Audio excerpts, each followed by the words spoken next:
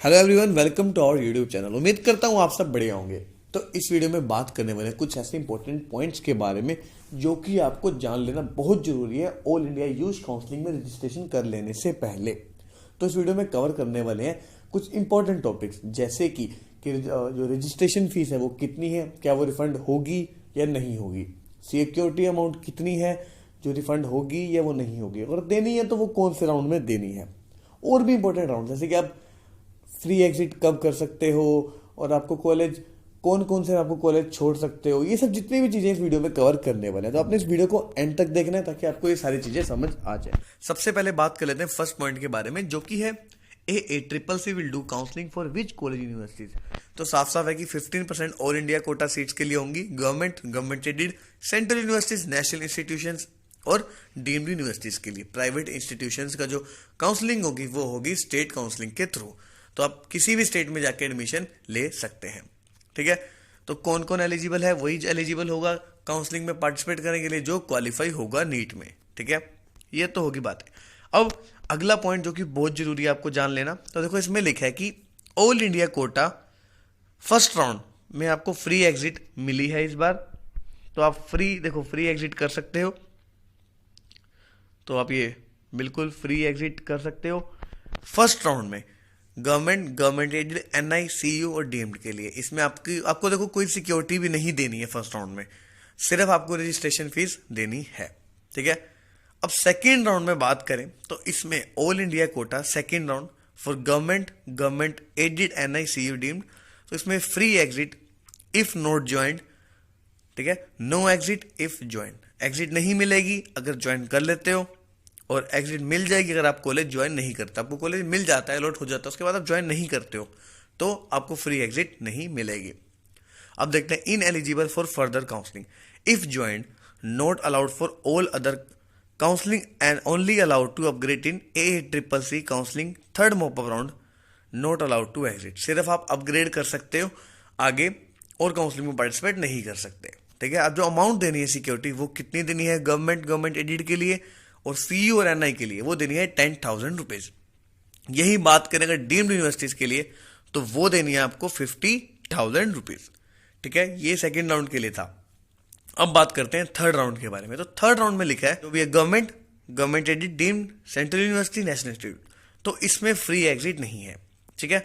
आपकी जो security amount है देखो यहाँ पे आपको दोबारा नहीं भरनी है, सेकेंड राउंड में जो आपने भरी थी बस वही मानी जाएगी, ठीक है। इफ नॉट ज्वाइंट तो आपकी जो सिक्योरिटी है वो फॉरफिट कर ली जाएगी, ठीक है। If joint, not allowed for any further counselling through state, central, UT, nominated seat etcetera. अगर आप ज्वाइन कर लेते हो कॉलेज या आपको अलॉट हो जाता है तो आप आगे किसी भी स्टेट में, सेंट्रल में, UT में आप कहीं भी एडमिशन नहीं ले सकते, आप सब जगह से बाहर हो जाओगे। तो इसकी भी फीस जो काउंसलिंग के लिए सिक्योरिटी थी अमाउंट वो सेम रहने वाली है, यानी कि government aided college CU NI के लिए 10,000 और डीम्ड यूनिवर्सिटीज के लिए 50,000 रुपीज। अब चलते हैं नीचे। तो नीचे काफी और इंपॉर्टेंट पॉइंट्स हैं, इसकी मैं PDF अपने टेलीग्राम चैनल पे अपलोड कर दूंगा, वहां पे आप इसको देख सकते हैं। और साथ ही साथ आपको कोई पर्सनल क्वायरी हो तो मुझसे आप इंस्टाग्राम पे पर्सनली पूछ सकते हैं। इन दोनों का लिंक मैं डिस्क्रिप्शन बॉक्स में नीचे दे दूंगा। और यह है दिल्ली यूनिवर्सिटी के लिए जो इंटरनल कोटा सीट्स होती हैं, तो उसके लिए आपको इन सारे पॉइंट्स को पढ़ लेना है, कौन कौन एलिजिबल हो सकते हैं। जो 85% दिल्ली कोटा होता है उसमें कौन कौन एलिजिबल, तो ये सारा कुछ इसमें लिखा हुआ है, सब अच्छे से ये गिवन है। अब चलते हैं नीचे अगले पॉइंट की तरफ।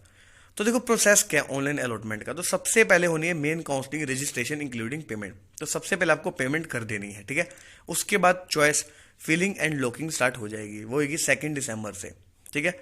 जो फर्स्ट राउंड की है प्रोसेस ऑफ सीट अलॉटमेंट, फिर सीट अलॉटमेंट होगी, फिर आपका रिजल्ट पब्लिश हो जाएगा। उसके बाद आपको जो अलॉटमेंट लेटर निकलेगा उसको आपको लेके जाना है किसी कॉलेज में, आयुर्वेद, होम्योपैथी, यूनानी और सीधा में, ठीक है। यहाँ पे एग्जिट ऑप्शन आपके पास अवेलेबल रहेगा।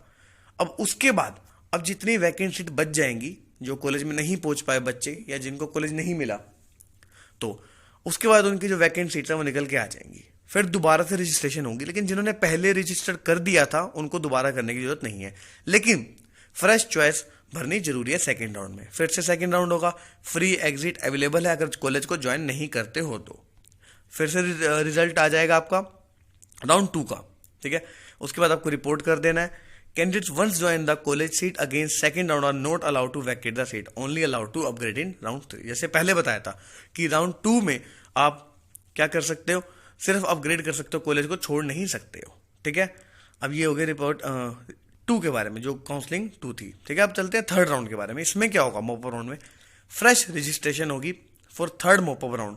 जिन्होंने पहले करी थी, रिक्वायरमेंट नहीं है उनको दोबारा से करने की। चॉइस फिलिंग, चॉइस लॉकिंग, फिर से यही सब होगा। सीट अलॉटमेंट, रिजल्ट पब्लिकेशन, फिर रिपोर्टिंग करनी है आपको कॉलेज में जाके। It is mandatory for the candidates to take admission on their upgraded seat in third mop up round. जिन्होंने अपग्रेडेशन के लिए डाला था कॉलेज थर्ड राउंड के लिए, उनको कॉलेज वही लेना पड़ेगा। ठीक है, अगर कॉलेज नहीं लोगे तो बाहर हो जाओगे, सिक्योरिटी मनी भी फॉरफिट कर दी जाएगी। ठीक है, अब चलते हैं नीचे और इंपॉर्टेंट पॉइंट्स के बारे में बात करते हैं। अब नीचे देखो कि how much time I will be given to join the allotted college. तो आपको स्पेसिफिक टाइम दिया जाएगा जिसमें आप जाके कॉलेज में एडमिशन ले सकते हैं।